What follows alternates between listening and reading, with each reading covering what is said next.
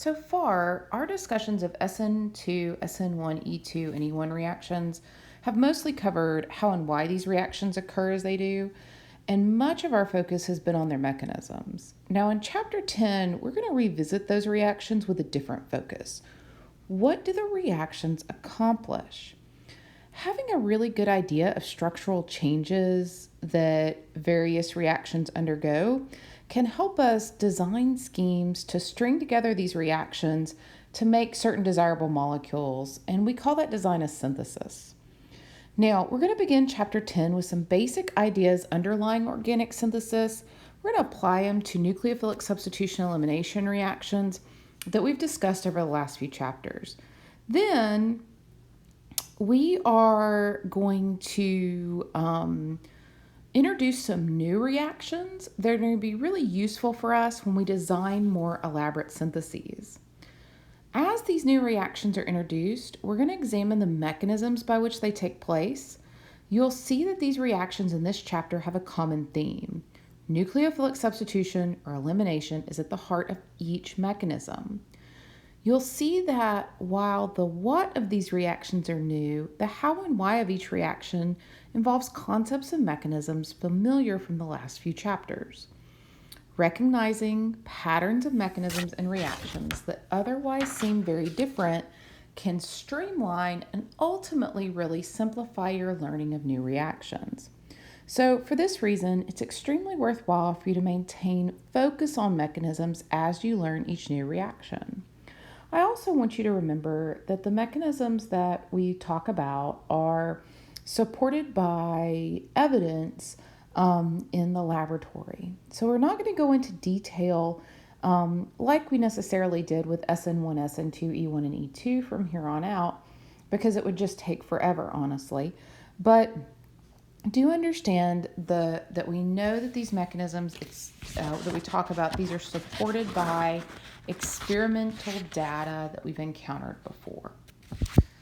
So let's talk about the language of organic synthesis. In general, a synthesis is the use of reactions to make a desirable molecule.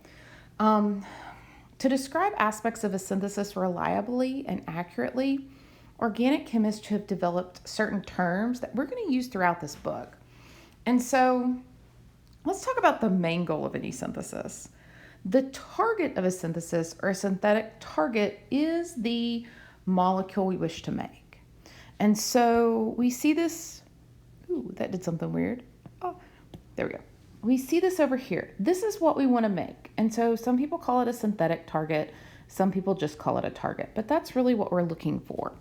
The target can be, for example, a compound with desirable medicinal properties that's produced naturally by a plant or an animal, but we just need more of it or we need it cheaper. A target could be a molecule that promises to have desirable physical or chemical properties, but just doesn't exist yet. And so maybe we want to synthesize it for that reason. Once we have this target in mind, we think backwards. And so where do we begin? And so the starting materials are the compounds that we have available to use at any point in the synthesis. And so a lot of times we don't begin with the starting materials and see what we make. When we design a synthesis, we have our synthetic target here and we say, okay, how can we work backwards to get to starting materials that are commercially available or available to us? So starting materials can often be purchased commercially or obtained from natural sources. Good starting materials tend to be low in cost, right? And are often relatively small in size. And if available from natural sources, they should be obtained in a safe and responsible manner.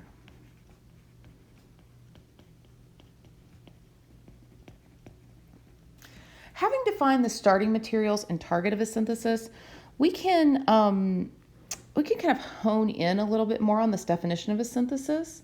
A synthesis is the use of a known chemical reaction to convert starting materials into a synthetic target. And so, or another way to say this is a synthesis is a specific sequence of chemical reactions that convert starting materials into the desired compound called the target of the synthesis or the synthetic target. Okay. For a synthesis, the number and types of chemical reactions can vary substantially. Each reaction that's used in a synthesis is called a synthetic step. So, for example, this synthesis has 3 synthetic steps. It has 3 reactions. A compound that's produced from one synthetic step and later used as a reactant in another, like A and B here, are called synthetic intermediates. Okay.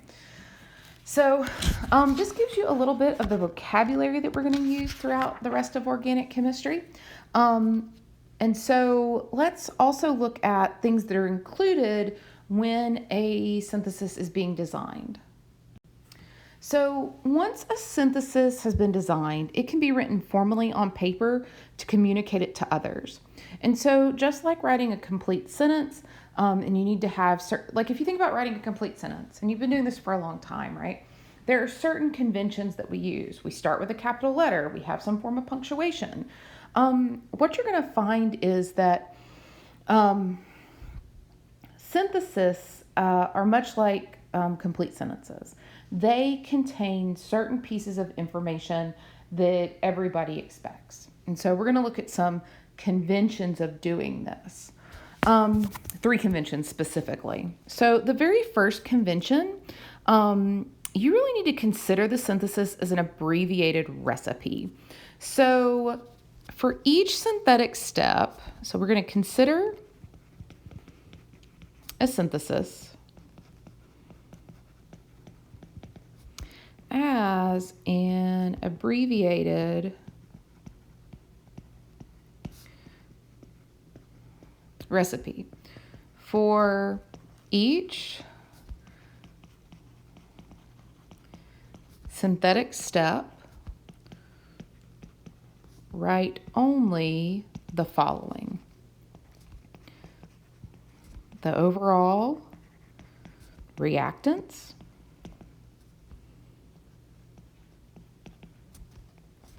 the reagents added,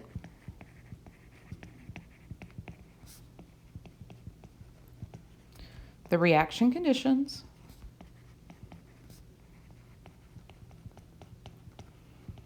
and the overall products. Right? A synthesis does not include any details of the reaction mechanism. So no details of the reaction mechanism. That's really something different, right? Because mechanisms help us understand how and why each reaction takes place as it does. But when you're conveying information about a synthesis to others, the focus should just be on the sequence of actions to be taken in the laboratory to produce the target from the starting material. So, for example, what we're shown here, we're converting 2-phenyl-2-tosyl oxypropane into 2-bromo-2-phenylpropane. And so we've got the overall reactants here. We react with KBr, and then we can see our desired product here. Now, let's compare this synthesis to the example of a medicine. It's the example of a mechanism. So, on the previous slide, the synthetic step told us to combine 2-phenyl-2-tosyl oxypropane and potassium bromide. And that when we do that, we're going to produce 2-bromo-phenylpropane as the overall product. By contrast, the mechanism shows us the curved arrows and the elementary steps. And this is, of course, an SN1 mechanism.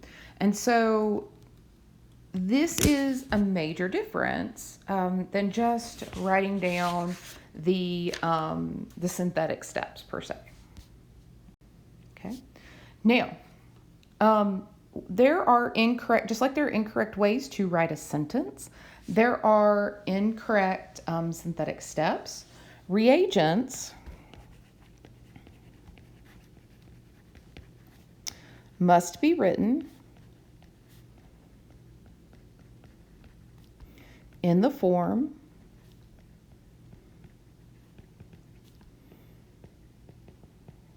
in which they can be added.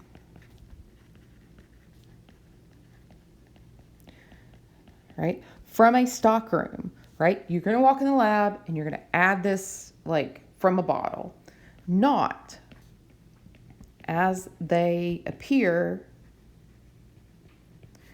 in the mechanism.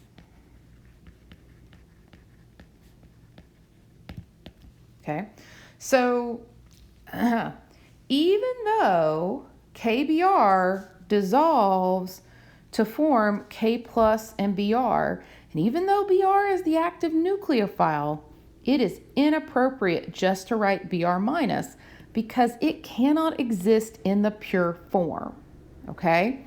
So the correct way to do this would be saying KBr in the reaction step here. So this 10.3 is technically incorrect because it shows Br minus. In general, reagents have to be written in the form which they're added, how you would order them, right? You just can't say Br minus. There's a lot of sources of Br minus, okay? But we are trying to communicate our science effectively, and the most effective way to communicate what we're doing is what we actually added. Same thing here.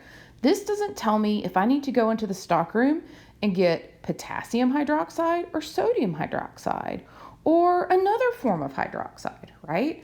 I just can't walk into the stockroom and get hydroxide to try to do this experiment. A better way to communicate this so that people can replicate my experiment is to say sodium hydroxide. Then I know as a scientist what to walk in to get to use this, to try to reproduce this work, right?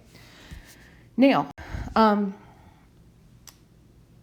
as I mentioned in the previous slide, the hydroxide anion doesn't exist on its own, so we can't simply add it in the pure form to a reaction mixture. The synthetic step should specify a source of the hydroxide ion. So there we go. 10.5 shows us sodium hydroxide. But I want you to notice something else here. Not all the products are included in the synthesis scheme. When we look at this and we go through the synthesis, it's also going to make sodium bromide and water, and those are really omitted as byproducts. So we simplify synthetic steps. It's really common that byproducts and leaving groups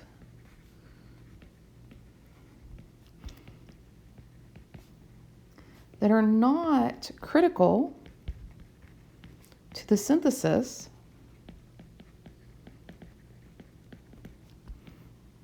are often omitted from the written synthesis.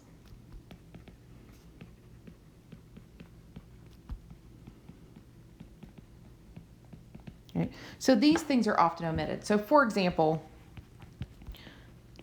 sodium bromide and water, which would be the products here, are omitted.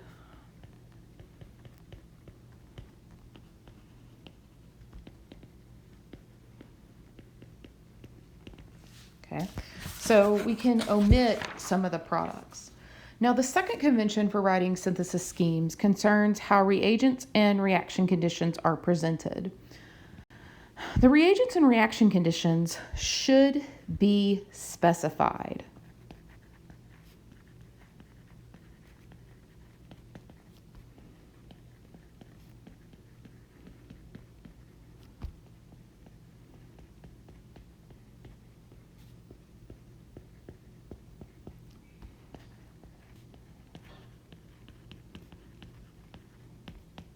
Okay, so for a particular synthetic step, the reagents added and the reaction conditions, like the solvent, the temperature, the pH, the time of the reaction can be written above and below the reaction arrows that connects the reactants to the product.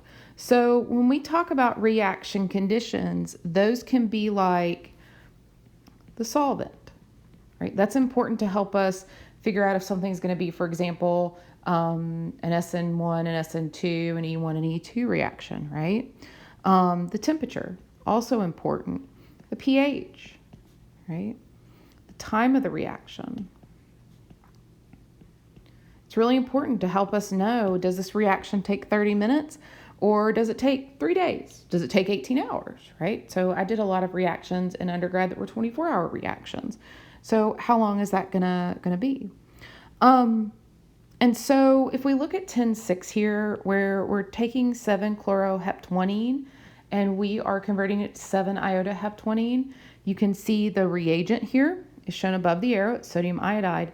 And then under the arrow, we see all of our reaction conditions, acetone, 40 degrees Celsius for 3 days.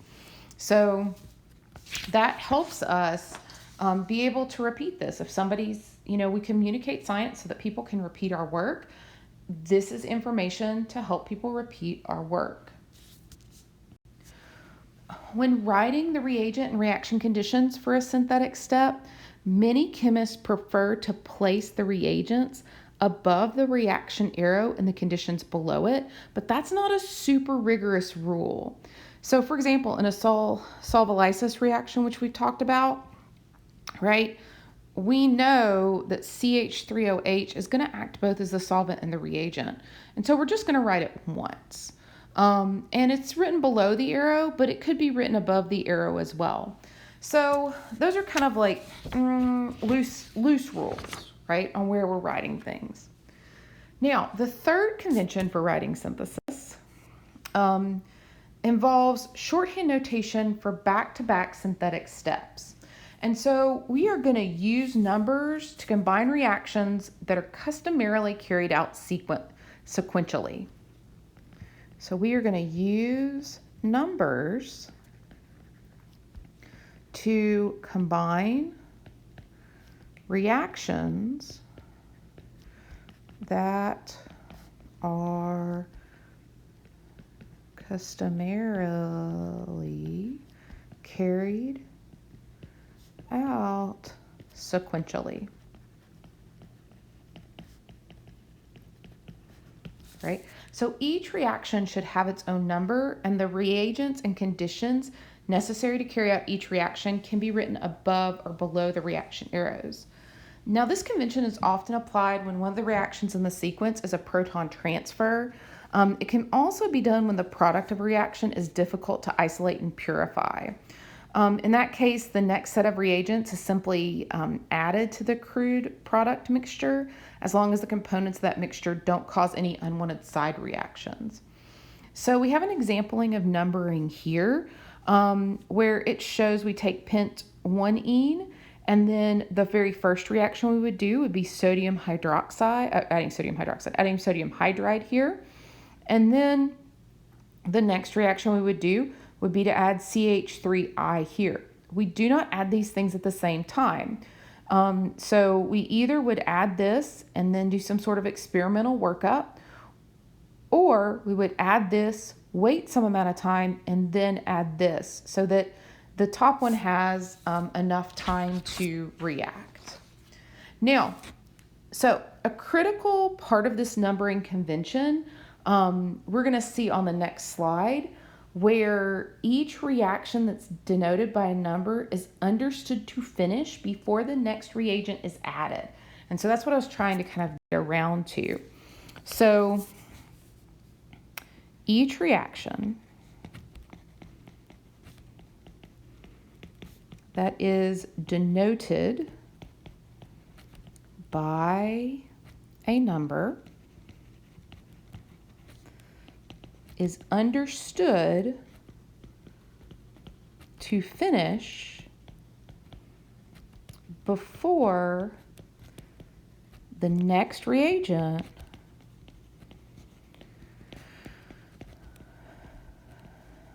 is added. So when, sequential reactions are numbered, the reaction conditions can be written after the reagent for each numbered step. So for example, this is the reagent here, this is the condition, okay? And they're generally separated by either a comma or a slash. So for example, what this tells us is that rowan bromohexane is first treated with CH3COK in DMSO as the solvent. But then in the second step, and that reaction goes to completion, right? And then in the second step, the reagent is treated with Br2, and then water is the solvent here, right? So this is a way that we can show just sequential steps, but still show the reagent and the conditions. So now that we've learned a little bit about showing reaction conditions, I want us to think a little bit more about what's going on when we do these reactions. So how challenging it is to design a particular synthesis partially depends on how familiar you are with a wide variety of existing reactions. And so a lot of times we refer to this as kind of like a reaction toolbox or maybe a recipe box. And so it really becomes important for you to catalog reactions according to their utility in synthesis. And so for each reaction you encounter, you should ask yourself the following 3 questions. What functional groups in the reactant are involved? What functional groups are produced in the product? And what major structural changes occur? Now, to help you answer these questions quickly, there is a fantastic reaction summary at the end of every chapter when new reactions are introduced, beginning with chapter 9. So this actually started in the last chapter. An example of this is shown for you here.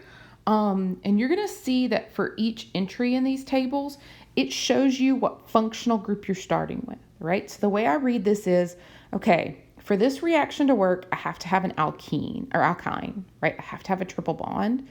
And that triple bond has to have like a hydrogen here, okay? And then these are my reaction conditions, sodium hydride and then RX, okay? Now that you're going to see an R prime here, and that's just to indicate that this R prime is different than that R, okay? And I love how it's color-coded.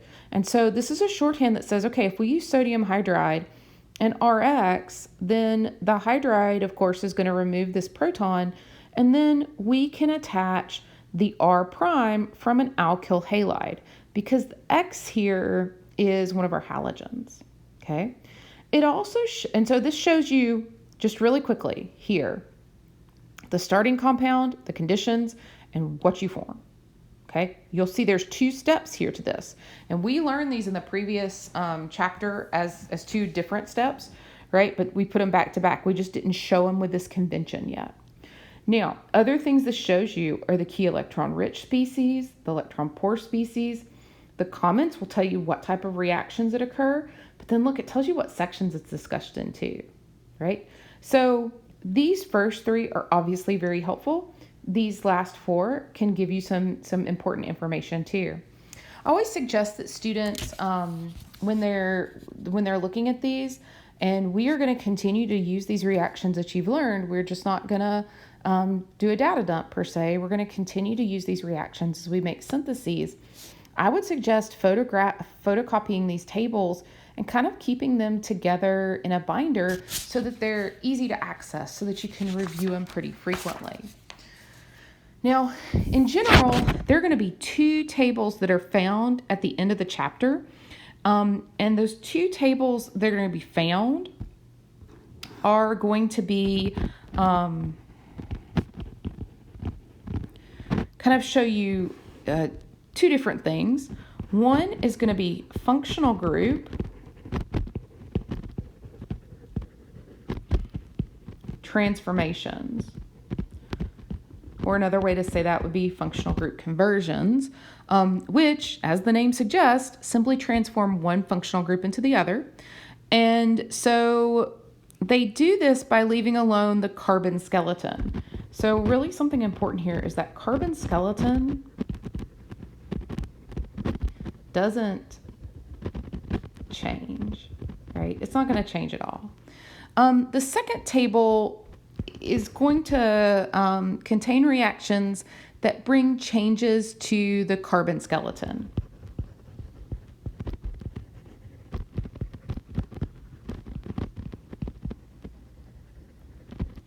Okay, and so these are going to be things like increasing the number of carbons, or reactions where carbon-carbon sigma bonds are broken. So we're going to decrease the number of carbons.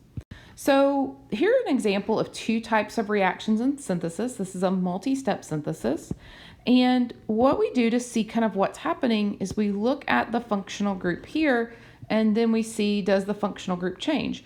We can also count our carbons and see if the number of carbons change. So for example, I look here, I have 1, 2, 3, 4, 5, 6 carbons. I have 1, 2, 3, 4, 5, 6 carbons here. My carbons haven't changed. So I know that we're not changing carbons, but what we can look for here is that we've changed from a double bond to a epoxide group here. So our functional groups have changed.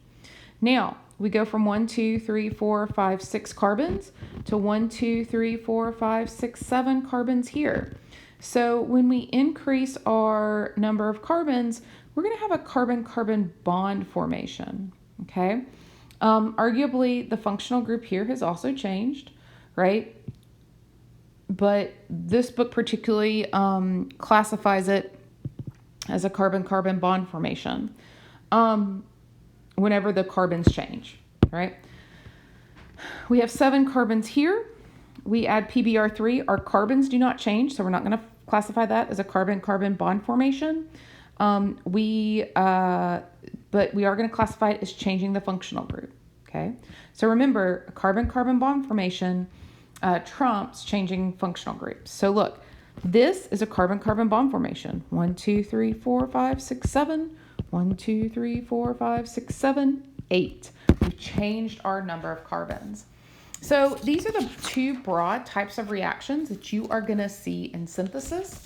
In the next screencast, we are going to start looking at how we choose reactions for syntheses and then start expanding our synthetic repertoire.